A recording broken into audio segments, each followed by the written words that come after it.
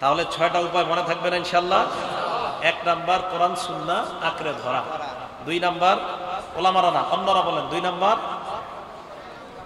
নেক আমল ধারাবাহিক করা, যদিও সেটা কম হয়, ওলামারা ছাড়া অন্যরা বলেন। 3 নাম্বার ভালো মানুষদের সোহবত। 4 নাম্বার, আচ্ছা আমি আবার বলি, পরে আবার আপনারা বলেন।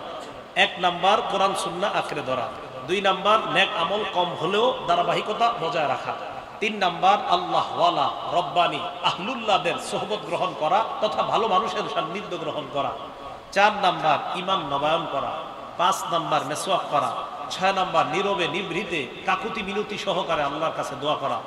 এবার সাধারণ যারা আছেন একদম মুখস্থর মতো বলেন তো, 1 নাম্বার কোরআন সুন্নাহ আঁকড়ে ধরা, 2 নাম্বার নেক আমল ধারাবাহিক করা, যদিও সেটা কম হয়, 3 নাম্বার মাশাআল্লাহ, 4 নাম্বার ঈমান নবায়ন করা। আর এটা কিভাবে? একজন আরেকজনের সাথে ঈমানি কথা বলা, ওলামাদের কাছে যাওয়া, জুমার নামাজের আগের বয়ানগুলো শোনা, তালিমের মজলিসে বসা, এই পয়েন্টগুলোতে যাওয়া, এটা হলো 4 নাম্বার। 5 নাম্বার যেটা মেসওয়াক করা, গুরুত্ব। মেসওয়াক সবাই কিনবো তো ইনশাআল্লাহ।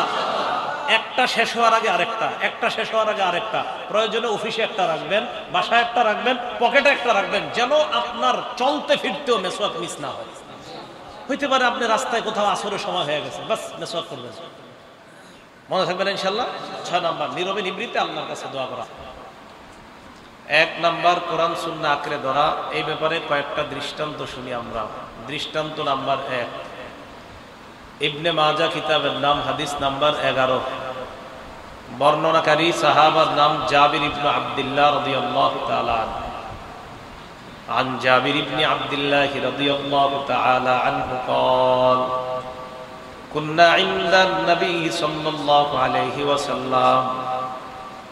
জাবির ইবনে আব্দুল্লাহ রাদিয়াল্লাহু তাআলা আনহু বলেন, আমরা নবীজির কাছে ছিলাম। ফাখাত্ত খাত্তান, নবীজি একটা লম্বা দাগ দিছে। ওয়া খাত্ত খাত্তাইনি আন ইয়ামিনিহি ওয়া খাত্ত খাত্তাইনি আন শিমালি, ডানে 2টা দাগ দিছে, বামে 2টা দাগ দিছে। সুম্মা ওয়াদআ ইয়াদাহু ফিল খাত্তিল আওসাত, এরপর নবীজি ওনার হাত মোবারক মাঝখানের দাগে রাখলেন।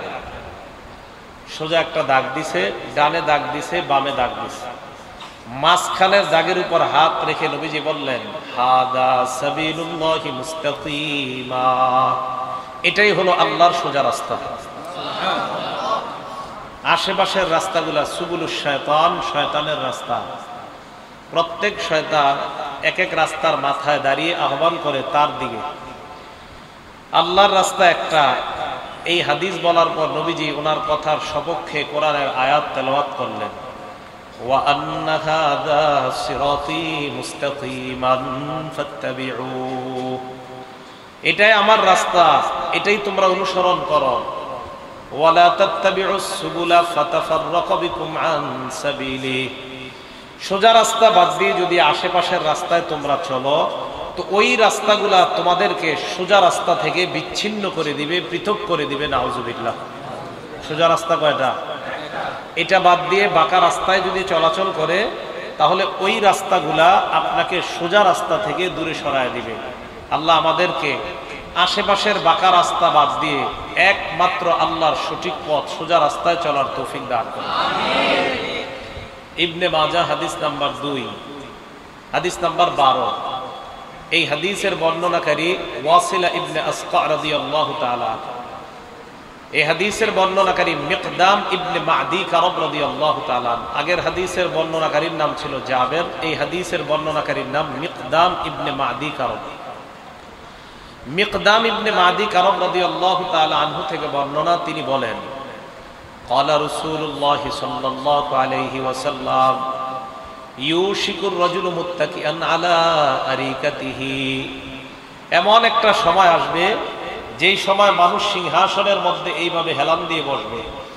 ইউহাদ্দাসু বিহাদিসিম মিন্নি, ওই ব্যক্তির সামনে আমার হাদিস পেশ করা হবে। ওই ব্যক্তি বলবে, বাইনানা ওয়া বাইনাকুম কিতাবুল্লাহ, আমাদের মাঝে তোমাদের মাঝে আল্লাহর কোরআন থাকতে হাদিসের কি প্রয়োজন? নাউজুবিল্লাহ। এমন একটা জামানা আসবে অনেক মানুষ বড় ভাব নিয়ে চেয়ারে বসবে সিংহাসনে, তার সামনে আমার হাদিস পেশ করা হবে। সে তোমাদের সামনে যুক্তি দিয়ে বলবে কোরআন থাকতে হাদিসের কি প্রয়োজন।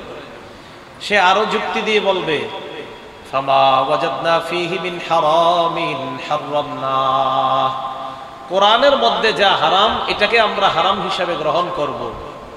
ওয়ামা ওয়াজাদনা ফীহি মিন হালালিন ইস্তাহলালনাহ, কোরআনে যেটা হালাল এটাকেই হালাল হিসাবে গ্রহণ করলাম। কথা তো সত্য।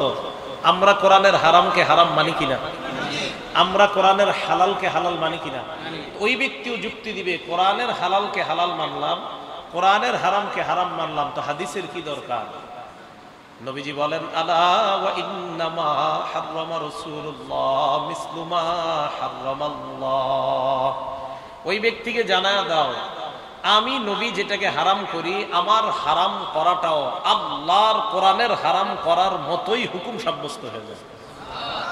তাহলে কোরআনের হারাম আমি নবীও যদি কোনো হারাম করি এটাও হারাম, কোরআনের হালাল আর আমি নবীও যদি কোনো বিষয়ে হালাল করি, আল্লাহ যদি এটার বিপক্ষে কোনো কিছু নাজিল না করে আমার হালালও হালাল হয়ে যায়, আমার হারামও হারাম হয়ে যায়। তাহলে বলেন শুধু কি কোরআন না কোরআন হাদিস উভয়টা মানতে হবে? এই উভয়টা মানার নাম সিরাতে মুস্তাকিম, সোজা রাস্তা। আর ইমানের উপর থাকার প্রথম উপায় কোরআন সুন্নাহ, এটার উপর মজবুতির সাথে লেগে থাকা। 3 নম্বর দৃষ্টান্ত, একটা কিতাব আছে হাদিসের নাম সহিহুত তারগীব, 40 নম্বর হাদিস। হাদিসের বর্ণনাকারী আব্দুল্লাহ ইবনে আব্বাস রাদিয়াল্লাহু তাআলা আনহুমা, তিনি বলেন খতবা রাসূলুল্লাহ সাল্লাল্লাহু আলাইহি ওয়াসাল্লাম আন-নাস ফি হাজ্জাতিল বাদা, বিদায় হজের সময় আল্লাহর নবী জনগণের সামনে ভাষণ দেওয়ার জন্য দাঁড়াইলেন। ভাষণের মধ্যে আল্লাহ নবী বললেন কদ ইয়াইসাশ শাইতান বিআইয়ুবাদা বিআরদিকুম, শয়তান নিরাশ হয়ে গিয়েছে, শয়তানের ইবাদত, মুসলমান তোমরা দুনিয়াতে শয়তানের ইবাদত করবা না। এই যে শয়তানের ইবাদত তোমরা করবা না, এই ব্যাপারে শয়তান নিরাশ হয়ে গিয়েছে।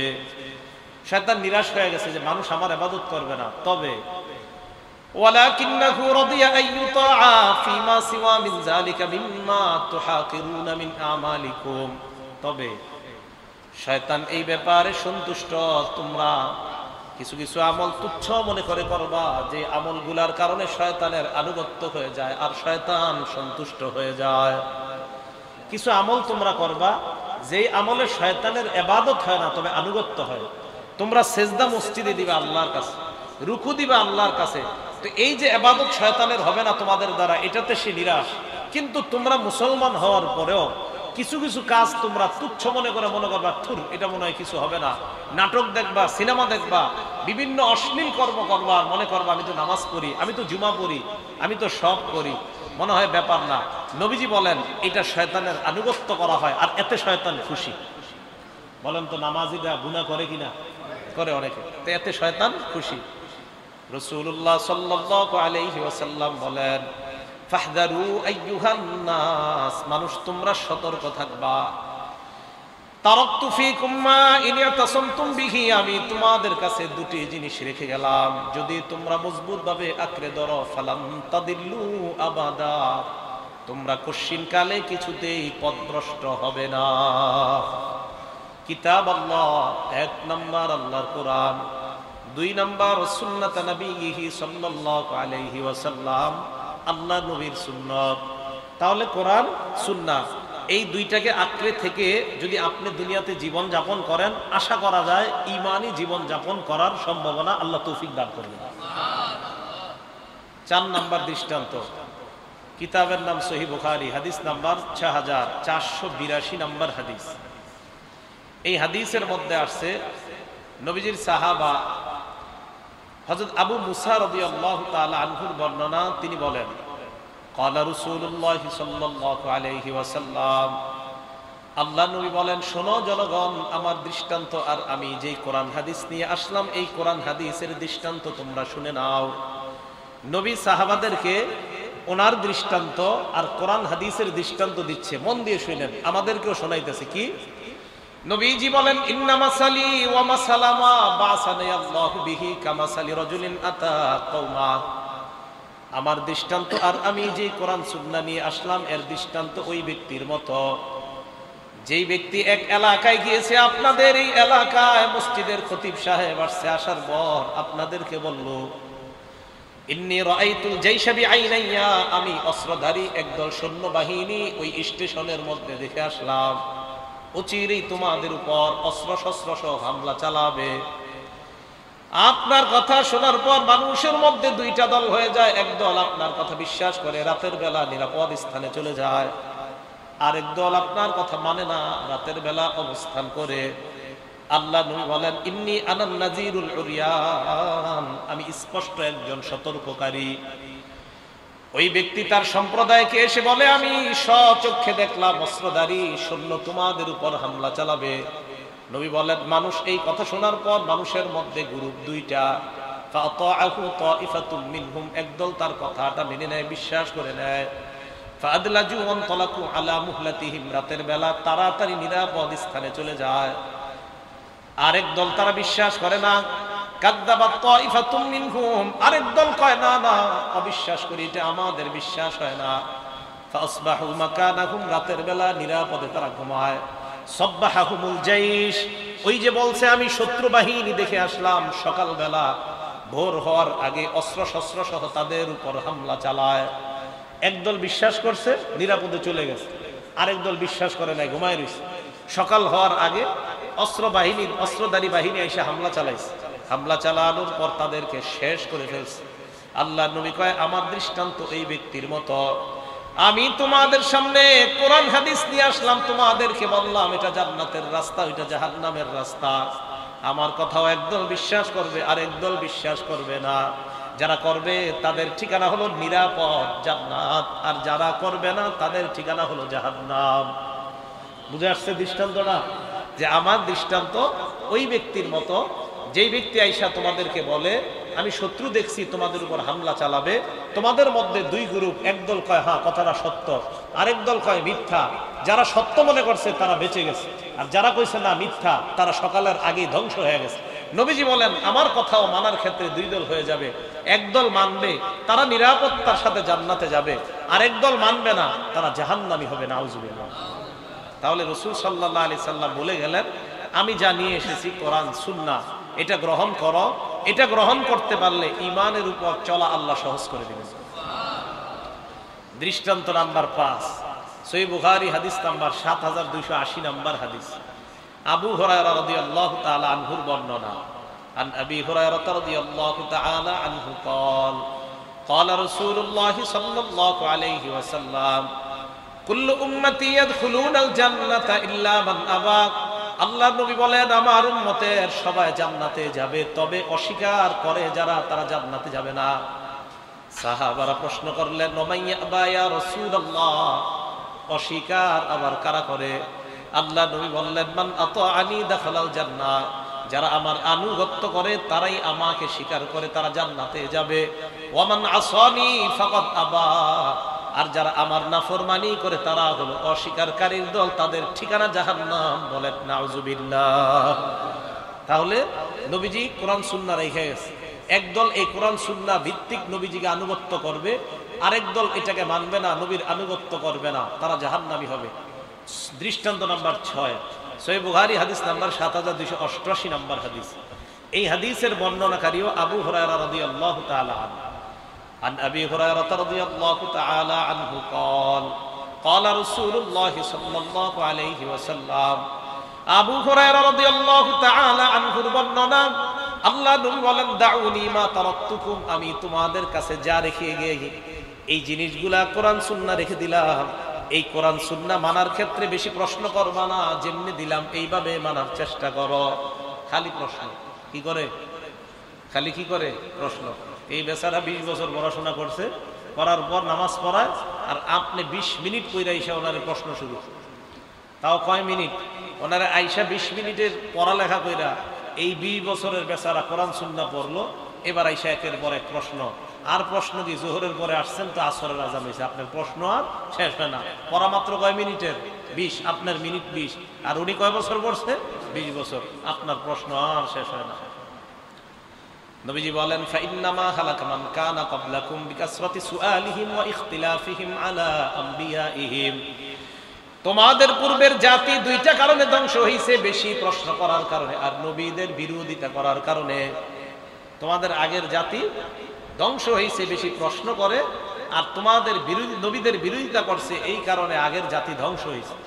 এই জন্য আল্লাহ রসুল লেখা গেছে কোরআন সুন্নাহ। এখন কোরআন সুন্নাহ মানবেন কিভাবে? বাস কোরআন সুন্নাহ যারা পড়ে, যারা পড়াশোনা করে, যারা কোরআন সুন্নাহ জানে, তারা যেইভাবে বলবে ওইভাবে মানবে। সহজ হিসাব, ওনারা যেভাবে বলে এইভাবে মানবেন। আপনি তো পড়েন নাই, ওনারা যেভাবে বলে ওইভাবে মানতে হবে। আপনার তো পড়ছে ওনারা। আল্লাহ আমাদেরকে বুঝার তৌফিক দান করেন। ইমানি জীবন ইমানি মরণের যেন কয়টা উপায়? এগুলো 1 নাম্বার, কোরআন সুন্নাহ আঁকড়ে ধরা। 2 নাম্বার, নেক আমল ধারাবাহিক ভাবে করা, যদিও কম হয়। সুবহানাল্লাহ ডেলি 33 বার পড়েন, একদিনও ছাড়েন না, এটা ডেলি করবেন। হ্যাঁ, একদিনও ছাড়বেন না, ডেলি করা। এই ব্যাপারে আমরা একটা দৃষ্টান্ত দেখি। সহিহ বুখারী হাদিস নাম্বার 5861 নাম্বার হাদিস। ক্বালা রাসূলুল্লাহ সাল্লাল্লাহু আলাইহি ওয়াসাল্লাম, আল্লাহ নবী বলেন, ইন্না আহাব্বাল আমালি ইলাল্লাহ মা দামা ওয়া ইন কাল্লা। শোনো, তোমরা আল্লাহর কাছে সবচেয়ে পছন্দনীয় আমল হলো ওই আমল যে আমলটা ধারাবাহিক ভাবে করা হয়, যদিও আমলটা কম হয়। আমল যদিও কম কিন্তু ধারাবাহিক করে।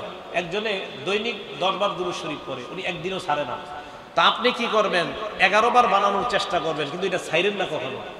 ডেলি দুরূদ শরীফ পড়ার আপনার একটা অভ্যাস, যে আমি হুজুর ডেলি 100 বার দুরূদ করে রাতে ঘুমাই, এটা কখনো ছাড়বেন না। বরং আপনি 102 বার পড়ার চেষ্টা করবেন, আমল বাড়ানোর চেষ্টা করবেন, এটা যেন না কমে। তো রাসূল হাদিসের মাধ্যমে বুঝায় নেক আমল নিয়মিত করা, যদিও সেই আমলের সংখ্যাটা কম হয়। এটা হলো 2 নাম্বার, ইমানি জীবন ইমানি মরণের দ্বিতীয় উপায়। 3 নাম্বার উপায়, ইমানি জীবন ইমানি মরণের তৃতীয় উপায়, আল্লাহওয়ালা নেককার মানুষের সাথে উঠা বসা করা। বলেন কি বলছি? মানে তাদের সান্নিধ্যে যাওয়া।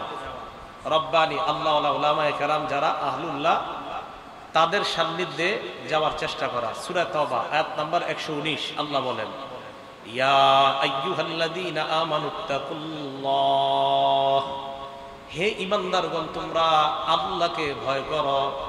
ওয়া কুনু মা'আস সাদিকিন, সত্যবাদীদের সাথে তোমরা থাকো। বলেন আমরা কাদের সাথে থাকবো? সত্যবাদীদের সাথে। এই ব্যাপারে বুখারী শরীফের চমৎকার একটা হাদিস আছে। সহিহ বুখারী হাদিস নাম্বার 2101 নাম্বার হাদিস, 2101 নাম্বার হাদিস। এই হাদিসের বর্ণনাকারী আবু মুসা রাদিয়াল্লাহু তাআলা তিনি বলেন, ক্বালা রাসূলুল্লাহ সাল্লাল্লাহু আলাইহি ওয়াসাল্লাম, আল্লাহ নবী বলেন, মাসালুল রাজুলিস সালিহি ওয়া, নবীজি বলেন মাসালুর রাজুলিস সালিহি ওয়াস সুই। আরেক বর্ণনায় মাসালুল জারিস সালিহি ওয়াস সু, যার সাথে আপনি উঠা বসা করবেন। আরেক জায়গায় মাসালুল জালিসিস সালিহি ওয়াস সু, খারাপ সঙ্গ আর ভালো সঙ্গের দৃষ্টান্ত আল্লাহ নবী দেয়। দেখেন কি কয়, মাসালুল জালিসিস সালিহ ওয়াল জালিসিস সুই, যার সাথে আপনি বসেন সে হয়তো ভালো হবে, না হয় খারাপ হবে। নবীজি বলেন ভালো সঙ্গ আর খারাপ সঙ্গের দৃষ্টান্ত কামাসালি সাহিবিল মিসকি ওয়া কিরিল হাদ্দাদ, আতর বিক্রেতার মতো এবং কর্মকারের হাপরের মতো। ভালো সঙ্গীর দৃষ্টান্ত সাহিবিল মিস্ক, মেশক আম্বরওয়ালার মতো, আতর বিক্রেতার মতো।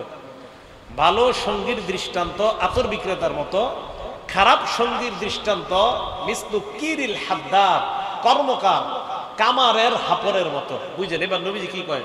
কয় শোনো, লা ইয়াদামকা মিন সাহিবিল মিস, যদি তুমি আতর বিক্রেতার কাছে যাও, 2টা লাভের একটা লাভ তোমার হবে। ইম্মা তাশতারিহি, হয়তো তুমি আতর কিনবা, আও তাজিদু মিনহু রিহান তাইয়্যিবা, অথবা তার দোকানের সামনে গিয়ে সুন্দর একটা ঘ্রাণ পাইবা।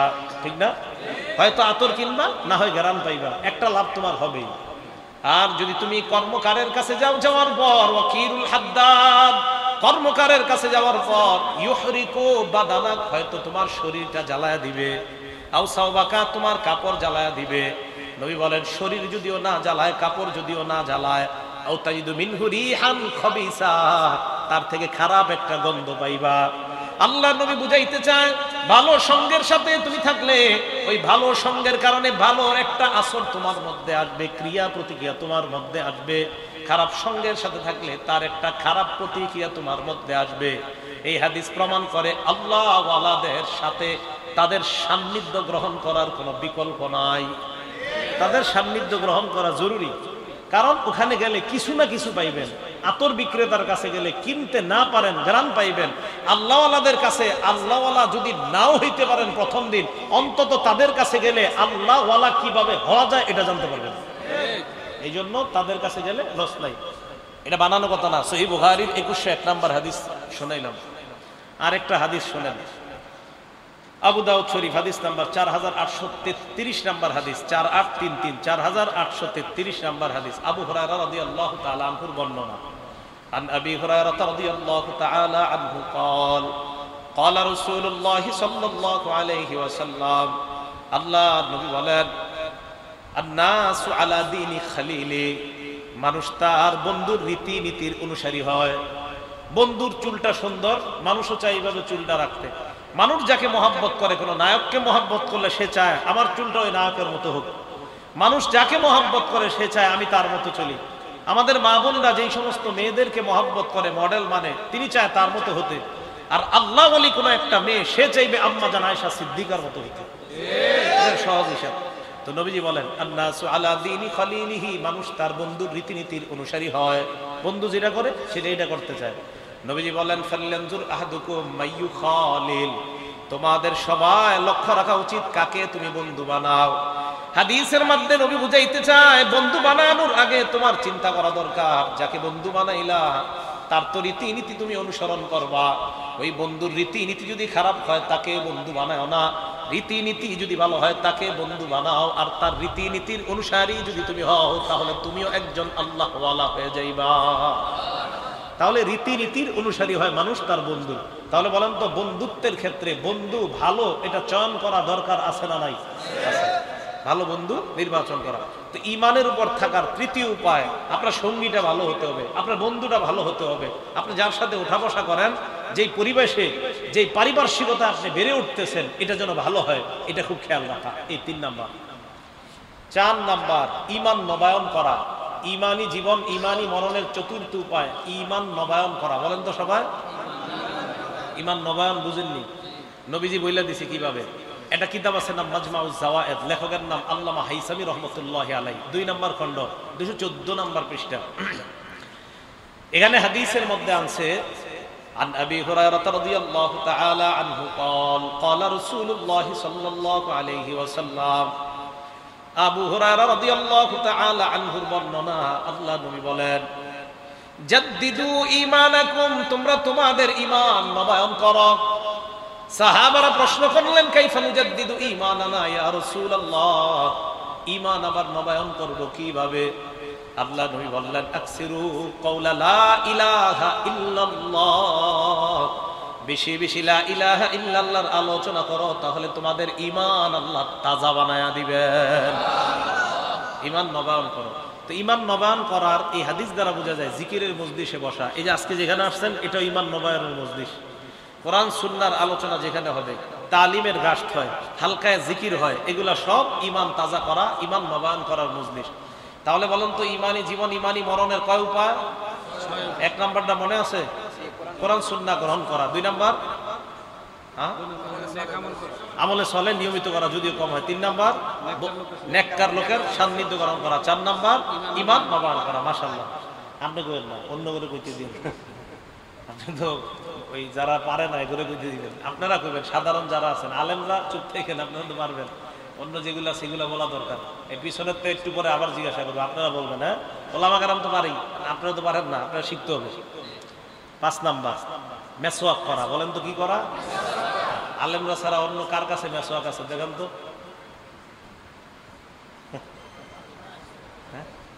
আছে? মাশাআল্লাহ আছে, আছে আছে, আমার কাছে আছে। হ্যাঁ, আছে আছে, মাত্র 2 জনের কাছে। মেসওয়াকের ব্যাপারে এখন যা বলবো, আপনার তো মাথা হয়রান হয়ে যাবে। মেসওয়াকের এত গুরুত্ব। 5 নাম্বার, মেসওয়াক করা। মেসওয়াক করা যে কি জিনিস, খুব মন দিয়ে শুনেন। মেসওয়াকের ব্যাপারে কয়েকটা কথা বলি। 1 নাম্বার, মেসওয়াকের ব্যাপারে রাসূল আকরাম সাল্লাল্লাহু আলাইহি সাল্লামকে হুকুম করা হয়েছে। এই ব্যাপারে 2টি দৃষ্টান্ত। দৃষ্টান্ত নাম্বার 1, সহিহুল জামি' হাদিসের কিতাব 1375 নাম্বার হাদিস।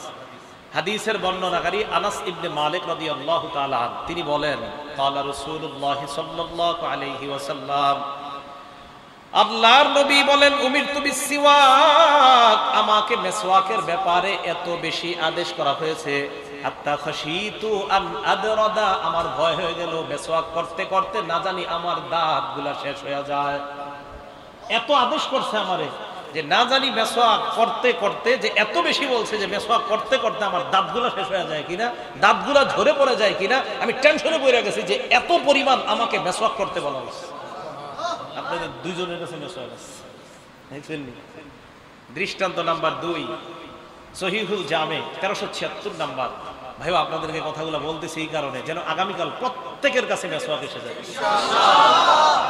সহিহুল জামে 1376 নাম্বার হাদিস। এই হাদিসের বর্ণনাকারী ওয়াসিলা ইবনুল আসকা রাদিয়াল্লাহু তাআলা তিনি বলেন, ক্বালা রাসূলুল্লাহ সাল্লাল্লাহু আলাইহি ওয়াসাল্লাম, আল্লাহ নবী বলেন উমিরতু বিসওয়াক, মেসওয়াকের আদেশ আমাকে এত বেশি করা হয়েছে, হাত্তা খাশিতু আইয়ুকতাবা আলাইয়া, আমি ভয় পেয়ে গেলাম না জানি মেসওয়াক করা আমার উপর ফরজ করে দেওয়া হয়। আগেরটা বললো আমার দাঁত ভেঙে যাওয়ার আশঙ্কা করে ফেলছি, দ্বিতীয়টা কি বলে দেখেন, আমি টেনশনে পড়ে গেছি না জানি মেসওয়াক করা ফরজ করে দেওয়া হয়। তাহলে গুরুত্ব কম না বেশি? এগুলো 1 নাম্বার, মেসওয়াকের ব্যাপারে রাসূলকে হুকুম করা হয়েছে, 2টি দৃষ্টান্ত বললাম। দ্বিতীয় কথা, মেসওয়াক একটা গুরুত্বপূর্ণ সুন্নত। সহিহ বুখারী হাদিস নাম্বার 887 নাম্বার হাদিস, আবু হুরায়রা রাদিয়াল্লাহু তাআলা আনহুর বর্ণনা। দেখেন কি বলে, عن أبي هريرة رضي الله تعالى عنه قال قال رسول الله صلى الله عليه وسلم لولا أن أشق على أمتي أو على الناس لأمرتهم بالسواك مع كل صلاة। নবীজি বলেন আমি যদি আমার উম্মতের উপর অথবা মানুষের জন্য কষ্টকর মনে না করতাম, তাহলে আমি আমার উম্মতকে প্রত্যেক ওয়াক্ত নামাজের আগে মেসওয়াক করা অবধারিত করে দিতাম। আমার উম্মতের কষ্ট হয়ে যাবে, এই জন্য আমি অবধারিত করি নাই, কিন্তু আমার মনের ইচ্ছা আমি যদি আমার উম্মতের জন্য, খালি উম্মতের কষ্ট হবে, এই কষ্ট যদি না হইতো তো উম্মতের উপর আমি আবশ্যক করতাম যে প্রত্যেক 5 ওয়াক্ত নামাজের আগে মেসওয়াক করে। তাহলে এই হাদিস দিয়ে নবী বুঝাইতেছে গুরুত্বটা, যে দেখো আমার তো মনের ইচ্ছা তোমরা প্রত্যেক 5 ওয়াক্ত নামাজের আগে মেসওয়াক করো। ভাই নবীজি কেমন যেন আমাদেরকে বুক ছিঁড়ে দেখাইতেছে যে মেসওয়াক কেন করো না তোমরা। এগুলো দ্বিতীয় কথা, মেসওয়াকের গুরুত্ব। 3 নাম্বার, অধিকাংশ সময় নবীজি সাল্লাল্লাহু আলাইহি সাল্লাম মেসওয়াক করতেন, নামাজ ছাড়াও অধিকাংশ সময়। নাসাই শরীফের 3 নাম্বার হাদিস। হাদিসের বর্ণনাকারী আবু মুসা রাদিয়াল্লাহু তাআলা আনহু কি বলে দেখেন, দাখালতু আলা রাসূলিল্লাহি সাল্লাল্লাহু আলাইহি ওয়াসাল্লাম, আমি আল্লাহর নবীর কাছে গেলাম, ওয়া ইয়াস্তান্নু, আল্লাহর নবী মেসওয়াক করতেছিলেন। এবার ওই সাহাবা বলেন ওয়াতরফুস সিওয়াক আলা লিসানি, তাকায় দেখলাম মেসওয়াকের একটা পাশ আল্লাহর নবীর জিহ্বার মধ্যে। সুবহানাল্লাহ। ওয়া ইয়াকুলু আ আ, হাদিসে আসছে নবীজি আ আ করতেছিলেন। আমারটা তো সুন্দর হচ্ছে না, নিশ্চিত আমার নবীরটা অনেক সুন্দর ছিল। হাদিসে আসছে আ আ, ওয়া ইয়াকুলু আ আ। ওলামায়ে কেরাম আপনারা জানেন যে এটা হাদিসে এই শব্দটা আসছে, আ আ করতেছিলেন। তো বাকি আমাদেরটা তো সুন্দর হয় না, তবে আমার তো আমি নিশ্চিত যে আমার নবীরটা নিশ্চিত অনেক সুন্দর ছিল। এভাবে মেসওয়াক করে নবী যেমন করতেন। তো সাহাবা বলেন আমি দেখলাম নবী যেমন করতেছেন। তো মেসওয়াকের সময় এই আওয়াজটা আপনারা মানে এভাবে একটু করা, বাকি একটু সুন্দর যেন হয়, এটা খারাপ না হয় আর কি। কারণ রসুলেরটা নিশ্চিত অনেক সুন্দর হয়েছে। আমি চেষ্টা করি মাঝে মাঝে যে আওয়াজটা কেমন জানি আল্লাহ জানে, স্বপ্নে দেখলে হয়তো বোঝা যেত কেমন। এলো 3 নাম্বার, যে মেসওয়াক করা, এটা হলো আপনার তৃতীয়, যে অধিকাংশ সময় রসুল আকরাম সাল্লাল্লাহু আলাইহি সাল্লাম মেসওয়াক করতেন। 4 নাম্বার, রসুল আকরাম সাল্লাল্লাহু আলাইহি সাল্লামের এক সাহাবা নবীজির ব্যাপারে বলেন যে উম্মতকে নবীজি মেসওয়াকের ব্যাপারে ওসিয়ত করেছে এই শব্দের মাধ্যমে। দেখেন বুখারী বর্ণনা শুনেন, 888 নাম্বার হাদিস। এই হাদিসে আসছে ক্বালা রাসূলুল্লাহ সাল্লাল্লাহু আলাইহি ওয়াসাল্লাম আকসারতু আলাইকুম বিসওয়াক, আমি তোমাদেরকে মেসওয়াকের ব্যাপারে যথেষ্ট বলেছি। এটি কখন কয় মানুষ? আমার আব্বা আম্মা, আপনাদের আমাদের বাবা মারা কি কয়, তোরে আমি যথেষ্ট বলছি এই বিষয়ে, বলেন এরকম? নবীজি বলেন আকসারতু আলাইকুম বিসওয়াক, এই উম্মত তোমাদেরকে আমি যথেষ্ট বলছি মেসওয়াকের ব্যাপারে। নবী বুঝায় কেন মেসওয়াক শুরু করো না এখন, আমি যথেষ্ট বলছি। 5 নাম্বার, মেসওয়াক করা প্রত্যেকটা মুসলমানের কর্তব্য। সুবহানাল্লাহ, প্রত্যেকটা মুসলমানের কর্তব্য। দলিল সহিহুল জামে 3153 নাম্বার হাদিস, 3153 নাম্বার হাদিস। এই হাদিসের মধ্যে আসছে হাক্কুকুল্লি মুসলিমিন, প্রত্যেকটা মুসলমানের 3টা মৌলিক কর্তব্য। এক নাম্বার সিওয়াক, মেসওয়াক করা প্রত্যেকটা মুসলমানের কর্তব্য। কি কয় এটা? মেসওয়াক করা প্রত্যেক মুসলমানের কর্তব্য। দুই নাম্বার ওয়া গুসলু ইয়াউমিল জুমআ, জুমার দিন গোসল করা প্রত্যেকটা মুসলমানের কর্তব্য। তিন নাম্বার ওয়া আইয়া মাসসা তিবা আহলিহি, সুগন্ধি ব্যবহার করা প্রত্যেকটা মুসলমানের কর্তব্য। তাহলে এর মধ্যে একটা হলো মেসওয়াক করা কর্তব্য। এলো 5 নাম্বার আলোচনা মেসওয়াকের ব্যাপারে। 6 নাম্বার আলোচনা, মেসওয়াক করা এটা একটা স্বভাবগত বিষয়। বলেন তো কি বিষয়? তা আজকে যে আপনারা দুইজন করছেন, কই স্বভাবগত বিষয়? স্বভাবগত বিষয় হলে কি দুইজন করেন মাত্র, তো সবাই করতেন। মেসওয়াক করা কি বিষয়? স্বভাবগত। নাসাই শরীফের 5040 নাম্বার হাদিস, 5040, 5040। এই হাদিসের বর্ণনাকারী আম্মাজান আয়েশা সিদ্দিকা রাদিয়াল্লাহু তাআলা আনহা। আম্মাজান আয়েশা সিদ্দিকা রাদিয়াল্লাহু তাআলা আনহা কি বলে দেখেন, বিসমিল্লাহ। আম্মাজান আয়েশা সিদ্দিকা রাদিয়াল্লাহু তাআলা আনহা বলেন, আল্লাহুম্মা লাকাল হামদু ওয়া লাকাশ শুকরু। আম্মাজান আয়েশা সিদ্দিকা বলেন, ক্বালা রাসূলুল্লাহি সাল্লাল্লাহু আলাইহি ওয়াসাল্লাম আশারুম মিনাল ফিতরা, 10টা বিষয় মানুষের স্বভাবগত। বলেন কয়টা বিষয় স্বভাবগত? 1 নাম্বার কসু শারিব, মুস কাটা, এটা স্বভাবগত। মুস বড় রাখাটা এটা স্বভাবগত বিষয় না, বরং মুস ছোট রাখা স্বভাবগত বিষয়। 2 নাম্বার কসুল আসফার, চোখ ছোট করা, চোখ নখ কাটা, নখ কাটা। কসুল আসফার, নখ কাটা, এটা স্বভাবগত বিষয়। নখ বড় রাখাটা এটা ফ্যাশন না, বরং নখ ছোট রাখাটা এটা স্বভাবগত বিষয়। নখ ছোট রাখাটা স্বভাবগত বিষয়। 3 নাম্বার ওয়া গসলুল বারাজিম, অঙ্গ প্রত্যঙ্গ ধৌত করা। 4 নাম্বার ওয়া ইফাউল লিহিয়া, দাড়ি লম্বা করা স্বভাবগত বিষয়। দাড়ি কাটা স্বভাবগত বিষয় না। কি করা? আওয়াজ কমে গেছে, দেখছেন নি? দাড়ি লম্বা করা কি বিষয়? আওয়াজ এত কম হইল কা? এটা 4 নাম্বার। 5 নাম্বার সিওয়াক, মেসওয়াক করা স্বভাবগত বিষয়। মাত্র 2 জন করছেন, স্বভাবগত বিষয় বলে 2 জন করেন, মানে এটা আপনার তবিয়ত। মানুষের তো স্বভাবেরই বিষয়টা মেসওয়াক করে। মানুষ মেসওয়াক জারি কিভাবে, এটা বুঝাইতেছে হাদিস।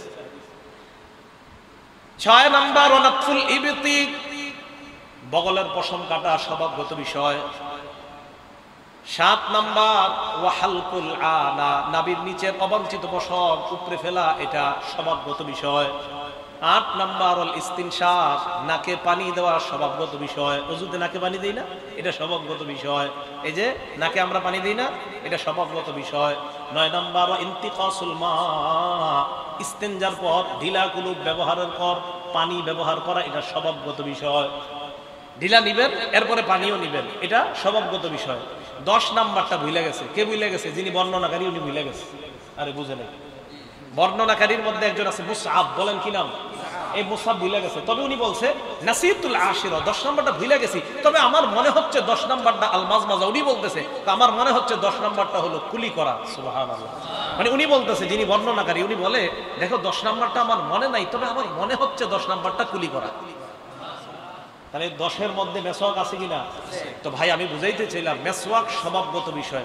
আমি চাই এই স্বভাব অটোমেটিক সবার পকেটে পকেটে এবং আমলে আসবে। কারা কারা রাজি আছে? ইনশাআল্লাহ রাজি আছি তো সবাই ইনশাআল্লাহ। তাহলে আগামীকাল ফজর থেকে আমলটা আমরা শুরু করবো ইনশাআল্লাহ। আজকে যদি পাই মেসওয়াক কিনে নিব, না পাইলে কালকে জোহর থেকে শুরু করবো ইনশাআল্লাহ। আল্লাহ তৌফিক দান করেন। এগুলো 6 নাম্বার কথা। 7 নাম্বার কথা, আমাদের নবীজি সাল্লাল্লাহু আলাইহি সাল্লাম যখন ঘরে ঢুকতেন, আজকে থেকে দেখি এই আমল কি করেন। ঘরে ঢুকার পর সর্বপ্রথম কি করতেন? হ্যাঁ, ঘরে ঢুকতেন নবীজি। নাসাই শরীফের 8 নাম্বার হাদিস, দেখেন কি সুন্দর হাদিস। এই হাদিসের মধ্যে আসছে, নাসাই শরীফের 8 নাম্বার হাদিসে আসছে, আম্মাজান আয়েশা সিদ্দিকাকে একজন প্রশ্ন করলেন। আম্মাজান আয়েশা সিদ্দিকাকে প্রশ্ন করলেন, বিমাযা ইয়াবদাউন নবী সাল্লাল্লাহু আলাইহি ওয়াসাল্লাম ইযা দাখালাল বাইত, অথবা বিআইয়ি শাইইন ইয়াবদাউন নবী সাল্লাল্লাহু আলাইহি ওয়াসাল্লাম ইযা দাখালাল বাইত। ও আম্মা জান, আল্লাহর নবী যখন ঘরে প্রবেশ করতেন সর্বপ্রথম কোন কাজটা শুরু করতেন? আম্মা জান জবাব দেয় ক্বালাত বিসওয়াক, উনি ঘরে আইসা সর্বপ্রথম মেসওয়াক করতেন। শুধু কি নামাজ ছাড়াও নবীজি ঘরে এসে মেসওয়াক করতেন। মানে আমি কিভাবে বুঝাই আপনাদেরকে এটার কত গুরুত্ব। তাহলে এই আমলটা আজকে আমি করি আলহামদুলিল্লাহ। এই যে ঘরে যাব, ঘরেও মেসওয়াক আছে, লালবাগ মেসওয়াক আছে, ঘরেও আছে, আর পকেটে একটা আছে। লালবাগ মাদ্রাসায় পড়াই, ওখানে তাফসীর করি, ওখানে মেসওয়াক ঘরেও আছে, পকেটেও আছে। তো ঘরে গিয়া এটা আপনার ঘরের টাবাস ওই যে নবীজি সাল্লাল্লাহু আলাইহি সাল্লাম করতেন।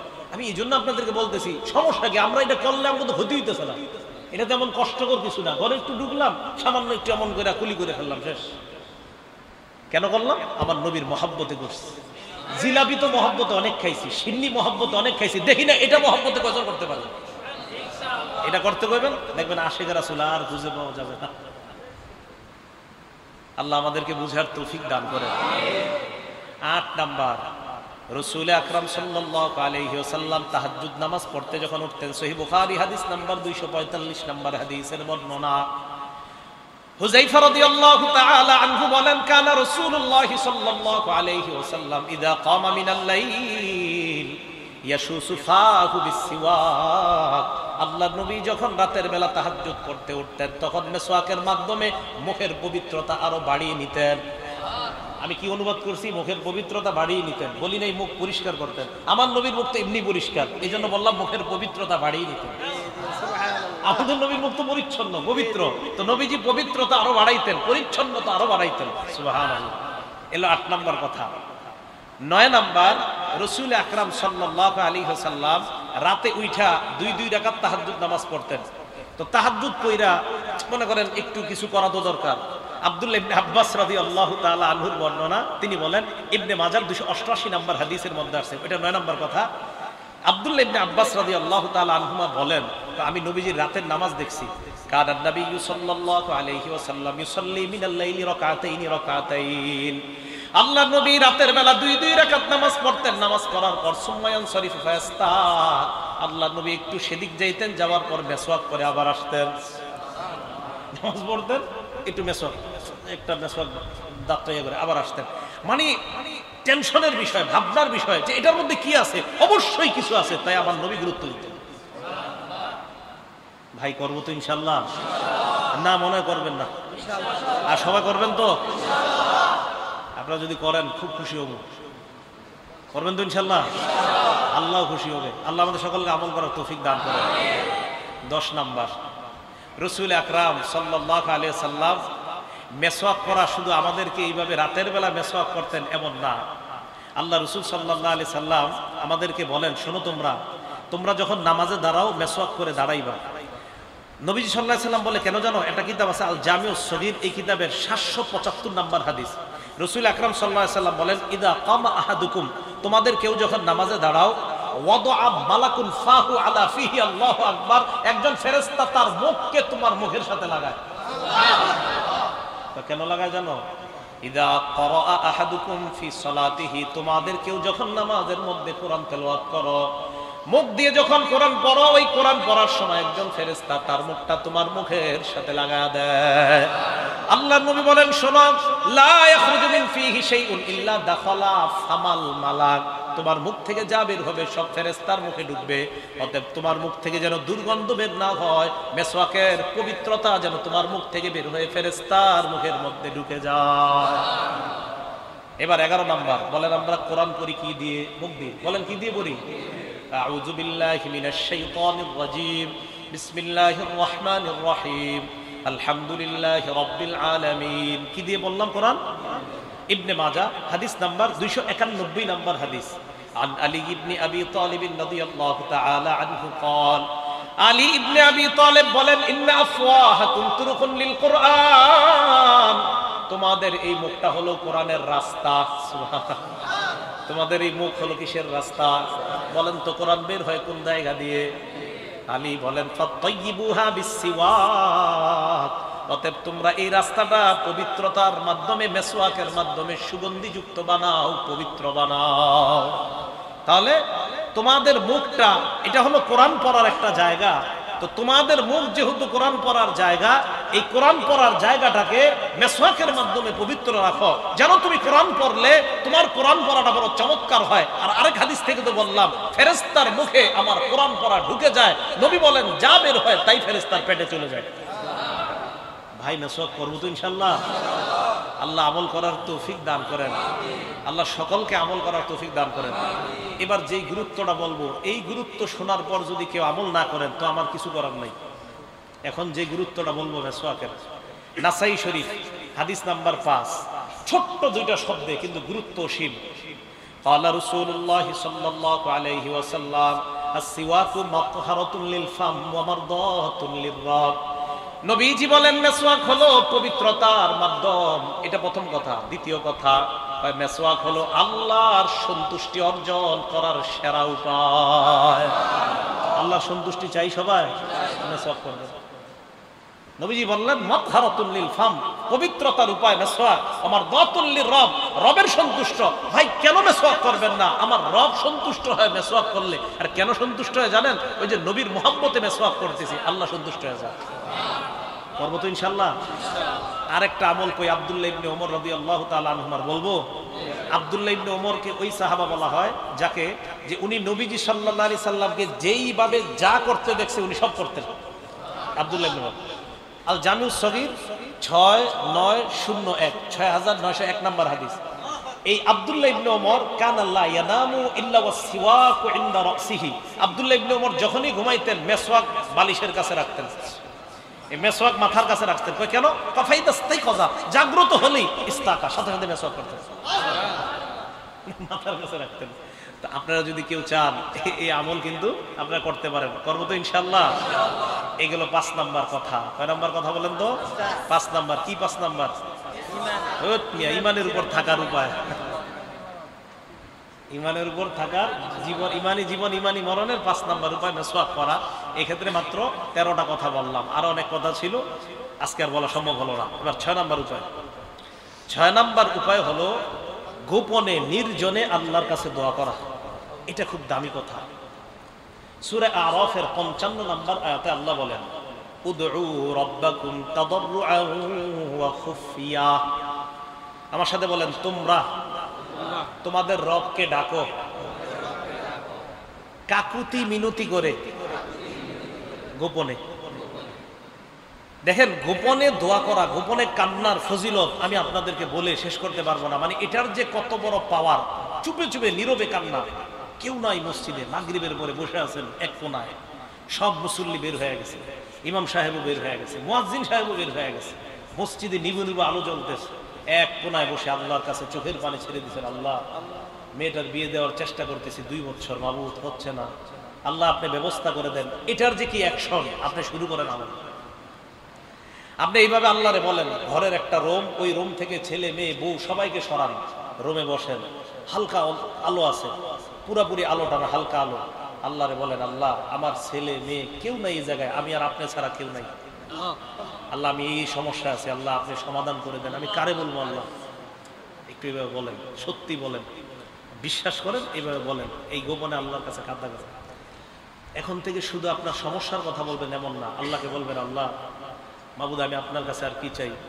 আমি নীরবে, আল্লাহ আমি আসলে তো ভালো মানুষ না, আল্লাহ মানুষের মাঝে আমি চলাফেরা করি, আমি তো অত ভালো কেউ না মাবুদ।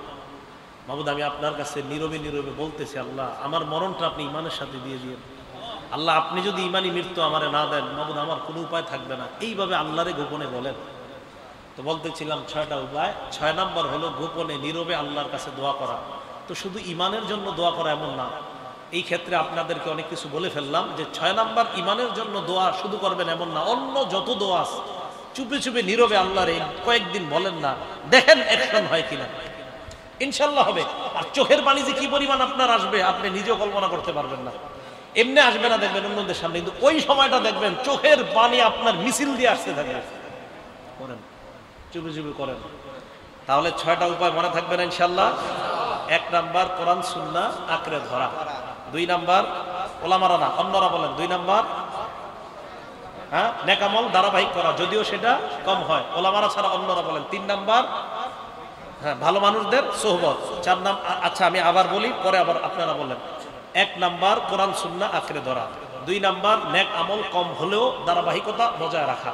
3 নাম্বার আল্লাহ ওয়ালা রব্বানি আহলুল্লাহদের সোহবত গ্রহণ করা তথা ভালো মানুষের সান্নিধ্য গ্রহণ করা। 4 নাম্বার ঈমান নবায়ন করা। 5 নাম্বার মেসওয়াক করা। 6 নাম্বার নীরবে নিভৃতে কাকুতি মিনতি সহকারে আল্লাহর কাছে দোয়া করা।